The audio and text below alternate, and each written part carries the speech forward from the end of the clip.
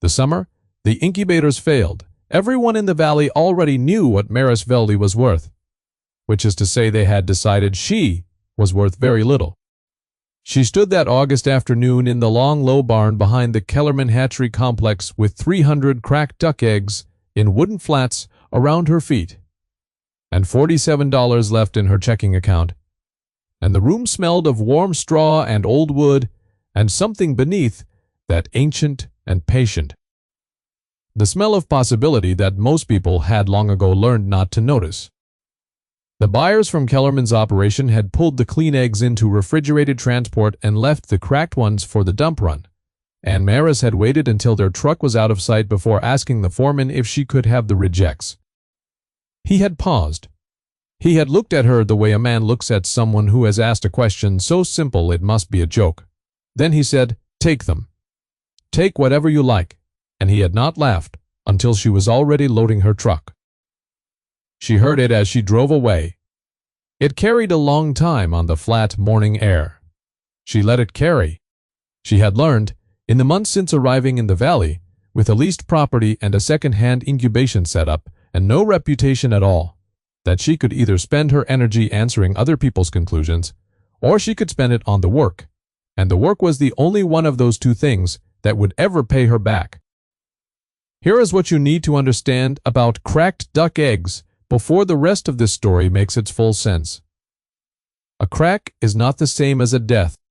A crack is an insult to a membrane, a small vulnerability in the armor, and whether what lives inside survives depends entirely on what happens next, on humidity held precisely, on temperature maintained with a patience that amounts almost to reverence, on the willingness of the steward to sit with uncertainty. Most hatcheries pulled cracked eggs from the incubation lines because the commercial logic was unforgiving.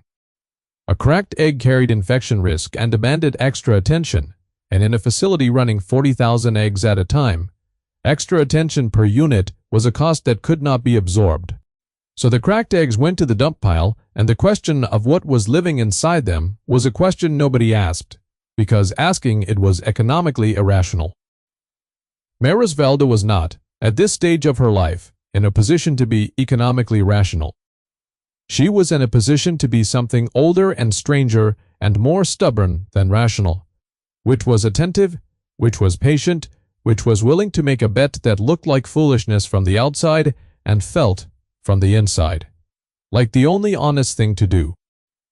The refrain she had brought from her grandmother's kitchen table, written on a card that sat now on her windowsill above the incubation room, said this: "A crack is a map of what it survived, not a sentence on what it can become." She had heard her grandmother say it about people, about pottery, about a marriage, and she applied it now to 300 eggs in wooden flats. The old woman who would soon become her neighbor had told her in accented, measured syllables, "The land does not forget a single season. It keeps every rain and every drought in its body, like a ledger. You must learn to read that ledger before you plant a single thing." The eggs were a ledger of their own, each crack a record of some small incident of handling, each one still sealed enough to hold its warmth if she moved quickly. She drove the flat valley road back to the leased property with the wooden flats in the truck bed and the windows down because it was 91 degrees and the truck had no air conditioning. She had come to the valley 6 months before from a city where she had worked 12 years managing microbial cultures in a commercial laboratory, which meant she understood, in a cellular and literal sense, the difference between a condition that supported life and a condition that destroyed it, even when the two conditions looked nearly identical from the outside. She had left the laboratory after her mother's death and a long, quiet winter of reassessment, and she had come because a lease had opened on 40 acres nobody else wanted, a property that sat low between two slight rises and collected water in ways that made it prone to pooling in wet years and prone to nothing much in dry ones. She had told the leasing agent she intended to raise ducks. He had nodded in the careful way that means I am choosing not to say what I am thinking, taken her deposit, and driven away. Her early arithmetic was this: a good Pekin duck, hatched and grown to market weight in 11 weeks, sold at farmers' markets, and to restaurants for between $4 and $6 per bird at a small-scale operation. She had researched the valley's market, identified restaurants in the city 40 miles north that sourced locally and paid a premium, and secured a farmer's market vendor slot running May through October. She had budgeted for 200 birds to start, which required a modest incubation setup. She had purchased secondhand from a closing poultry operation 2 counties over. The $47 now remaining in her account after 6 months of lease payments and equipment purchases and feed infrastructure told her that her timeline had compressed and that the 300 cracked eggs in the truck bed were not a windfall or a plan. They were a problem that might be better than nothing, or might be nothing. And the only way to know was to begin. She pulled the flats from the truck before the eggs had time to cool and carried them to the side room where the incubators waited, and she worked 4 hours sealing each crack with a diluted beeswax mixture from a 1987 poultry extension pamphlet she had found at the county library, applying it with a small brush, letting it set, turning each egg to check the seal. She worked by the light of a single hanging bulb and did not stop to eat.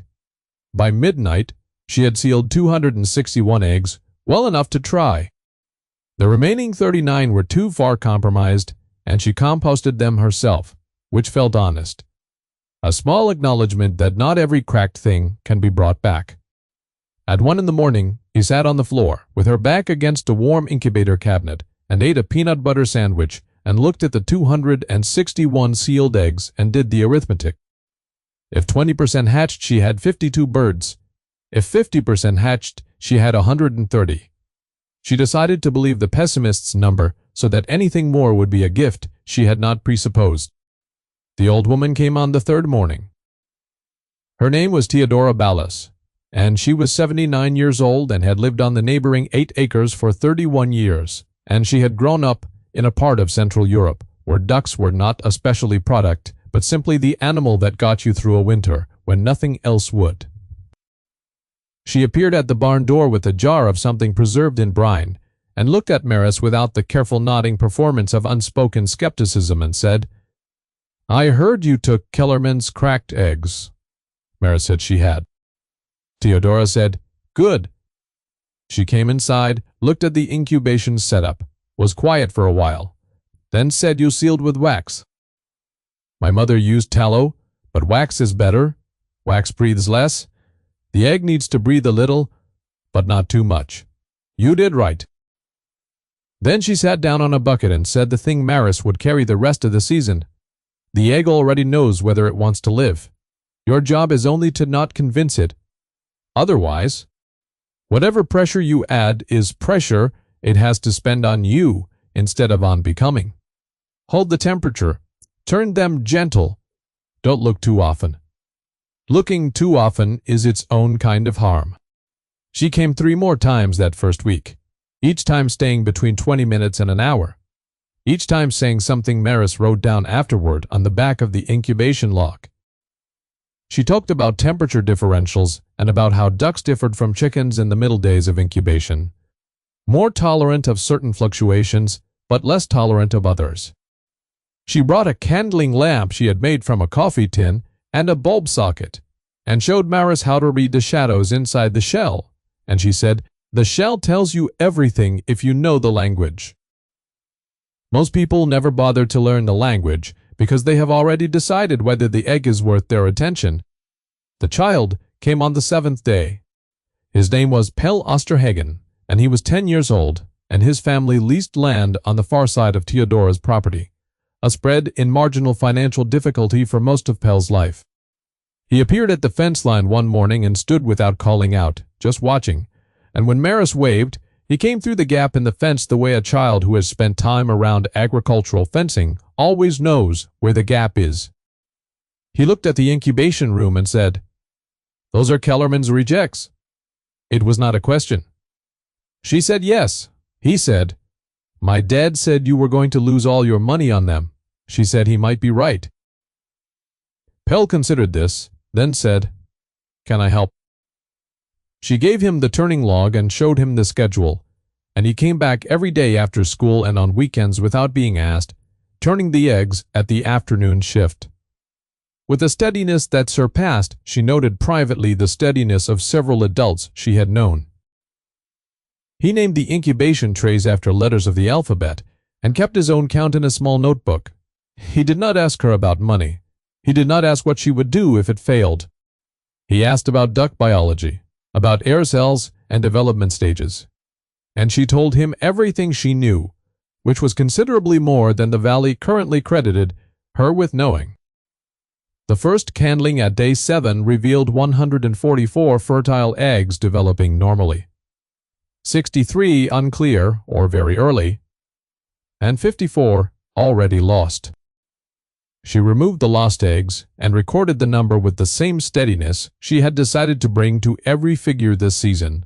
144 was better than 20%. She did not celebrate. She said to Pell, 144. So far he wrote it down. She turned back to the calibration dial and held her breath against the small flicker of hope that had moved through her like a bird crossing a window. The Valley had its idea of her by then, calcified quickly and thoroughly in the way community opinions do when the subject has not yet accumulated enough presence to complicate the story. She had heard a version of it from the woman at the feed co-op, said without cruelty and with a reportorial plainness. The word was that a city woman had leased the Hartman Low Acres and was trying to hatch Kellerman's garbage and would be gone by fall. This story existed alongside the version held by Harlan Dreer, who ran the Valley's largest poultry operation. Some 3,200 birds under a processing contract with 2 regional grocery chains. Dreer had called on Maris in March, uninvited, in the gracious and overbearing way of a man who has never been told no by anyone with less money than himself. He had walked the property with his hands in his pockets and told her the Hartman Low Acres were tricky land, prone to problems, and that he was in a position to absorb the lease if she found herself overwhelmed, as a courtesy neighbor to neighbor.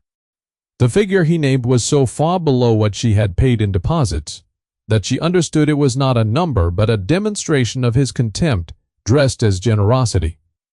She said she appreciated the offer and was not interested. He had nodded the careful nod and driven back out the gravel lane without looking at her again. Dreer came a second time in late April, after word spread that she was incubating Kellerman's cracked seconds. He brought a man from a hatchery consortium 2 counties over, and the consortium man said, in the tone of someone delivering a medical prognosis, that the liability exposure on cracked egg incubation was considerable, that there were county health ordinances touching on commercial poultry at certain scales, that he had connections with the county agricultural office, and was sure everyone wanted to keep things above board. Maris said her operation was under the scale threshold for county inspection, and that she had confirmed this in writing with the county extension office in February, before signing a single document. The consortium man looked at Dreer. Dreer looked at Maris. She held the door open with the same expression she held all her numbers, and they left. The second candling, on day 14, showed 111 eggs with strong development. 25 were removed. 76 showed variable but potential development, and she left them in. Theodora came that evening, looked at the log, and said, "The egg that survives a crack often hatches harder than the ones that never had one. It has already learned something about persistence." Maris wrote this on the back of the log. By mid-June, the Valley had received 3 weeks of below-normal rainfall, not yet a crisis, but beginning to shade into concern. Dreer's operation used significant well water in its processing facility, and the water table in the higher elevations was dropping faster than anyone had seen since the dry year 7 years before. Maris's low acres, the ones everyone considered a liability for their pooling tendency, had turned out to hold moisture at depths the drier sections of the Valley could not match. Her kitchen garden along the eastern edge was producing when others were struggling. She noted this without speaking of it, the way she had learned to note everything that could go wrong, by noting also in the same ledger what was going quietly right. The hatch began on day 26, a Thursday morning in mid-June, and Maris was in the side room at 4 in the morning because she had not slept and had learned to trust her body's sense of when to be present. The first pip appeared in a tray bee egg, one of Pell's designations, and she sat with it in the dim warmth and watched it work. And she did not help it, because Theodora had said with simple directness, "Do not help. Whatever needs to happen is already happening inside." A duckling that cannot break its own shell has not yet decided to live. What you can do is hold the air right and stay out of the way. So she held the air right, and at 6:15 the first duckling came out wet and exhausted and very loud. She called Pell, and when he arrived, an hour later a second had pipped and a third was working. And Pell sat on the floor cross-legged and watched with the focused, wordless attention of a child who does not yet know he is supposed to have a shorter attention span than this. By the end of the hatch window, through day 28, she had 89 living ducklings. 89 birds from 211 viable candidates was a 42% hatch rate, well above the pessimist's number, and it converted at the low end of her price assumptions to a gross revenue potential somewhere between $350 and $530, which would not restore her account to any meaningful level, but which was a beginning she could stand on. She went to the brooder area she had set up in the long barn's main room, watched 89 wet and indignant ducklings discover the world, and found to her mild embarrassment that she was crying, though she had told herself in March that she was not going to be a person who cried about ducks. Theodora came that evening with a bottle of something homemade and 2 glasses, and looked at the ducklings for a long time without speaking. Then she said, 89, from the dump pile. Maris said, yes. Theodora said, in the cadence of someone quoting something very old, the valley doesn't give you what you planned for. It gives you what you're paying enough attention to deserve. Maris wrote this on the windowsill card below her grandmother's line. The 2 sentences sat together there all summer. July arrived like someone had left the oven door open and forgotten to close it. The heat came in the second week and did not leave, sustained and bone deep, arriving before dawn and staying past 10 at night, drawing moisture out of the ground with a thoroughness that felt personal. The small creek along the eastern edge of Dreer's main property dropped to a thin brown thread by the 3rd week of July. His wells continued to produce, but at reduced pressure, and his processing facility required a certain flow to operate at licensed capacity. This information reached Maris in fragments, through Theodora and through Pell, who heard what his father said at the dinner table and reported it with the directness of a child who has not yet learned to curate what he shares. Dreer came a 3rd time in late July. Wada. He came alone, stood at the barn door, looked at the 89 ducks, now 6 weeks old, and moving around the barn's main room with the deliberate confidence of animals who have decided they own the space, and said, looking at the water basins along the low east wall rather than at her, "You're not hurting for water." She said no. He said his operation was having some challenges with water availability, and he would like to revisit the conversation about the lease and was prepared to be more generous than before. He named a figure. It was higher than March and lower than what she had spent. She said she was still not interested. He said he admired her position and understood it must be difficult out here alone, a woman alone, and he said it the way that phrase gets said when it is meant to imply fragility rather than describe a fact, a reminder of what you lack rather than a description of what you are. She said she had work to do and thanked him for stopping by. He drove out the gravel lane, and she watched the dust settle behind his truck and felt something clarify in her chest, a cold and useful anger which she put directly into the afternoon's work, which was the best place she had ever found for it. By early August, the ducks were at 7 weeks, and she had begun selling. She had secured the farmer's market slot and was selling processed birds on Saturdays, and she had reached out to a restaurant in the city she had researched carefully, a place whose chef sourced locally and maintained a clientele willing to pay for provenance. The chef, a compact and skeptical woman named Irina. who had cooked for 20 years and was not interested in being charmed, only in being shown, had walked through the barn and looked at the birds and said, "These are calm birds." You can always tell a badly managed flock, because the birds are afraid when you move through them. Yours aren't afraid. She had offered a standing purchase order for 12 processed birds per week at a price per bird $11 above the lowest price Maris had planned for and $3 above the highest. Maris said she could do 12 per week beginning the following Friday. Before she got in her car, Irina said, "Where did you source the eggs?" Maris said, "Kellerman's dump pile." There was a pause. Irina said, "Seriously?" Maris said, Irina laughed, a short, genuine sound of surprise, and then appreciation, and drove away.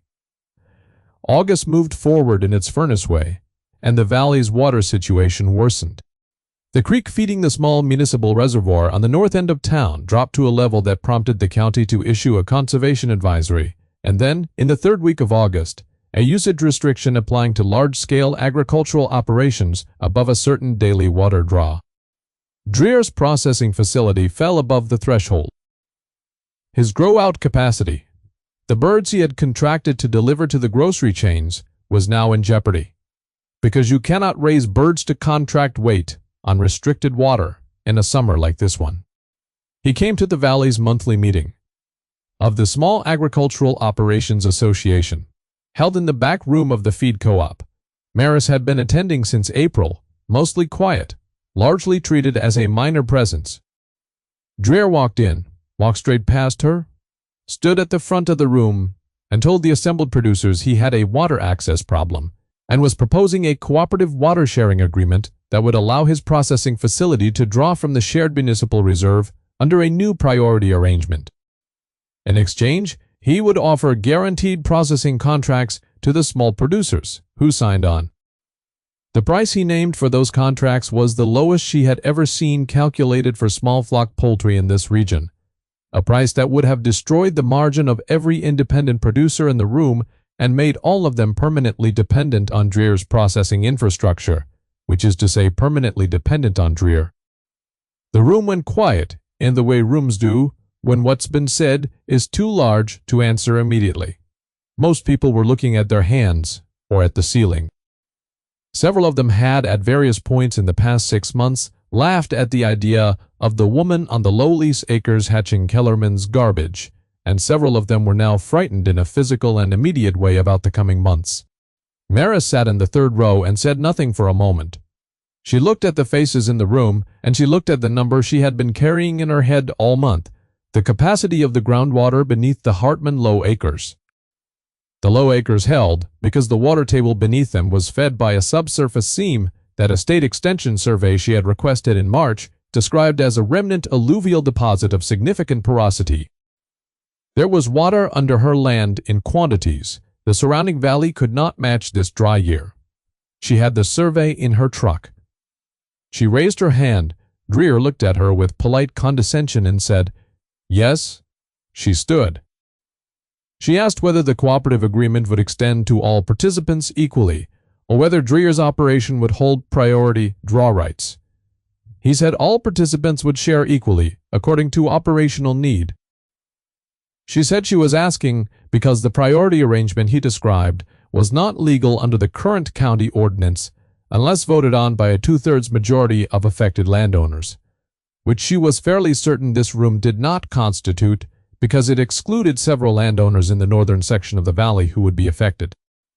She said the county extension office had the ordinance, and she had a copy herself, requested in writing in March, and it was in her truck if anyone wanted to see it.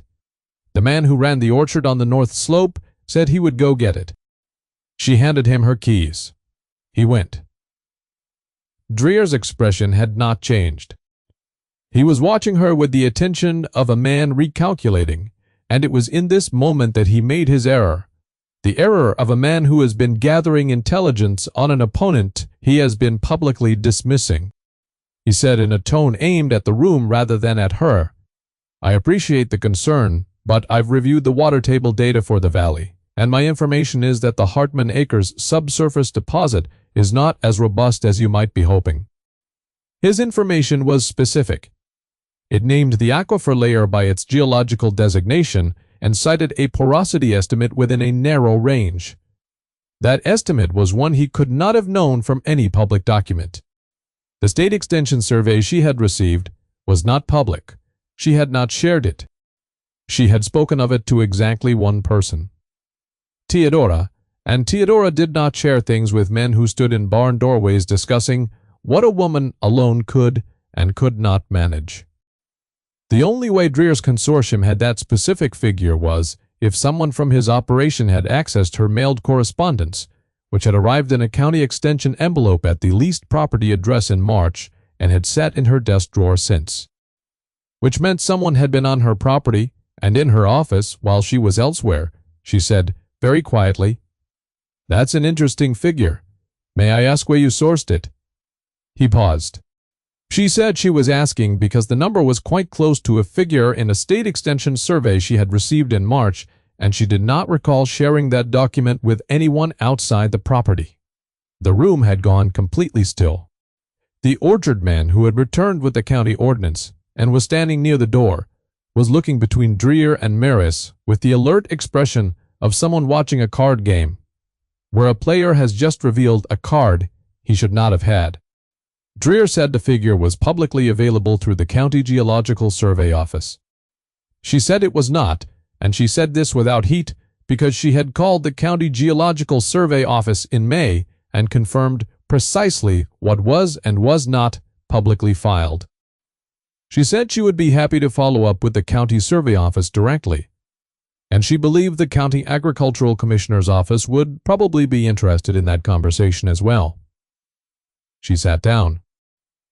She had said everything she intended to say. The room did the rest.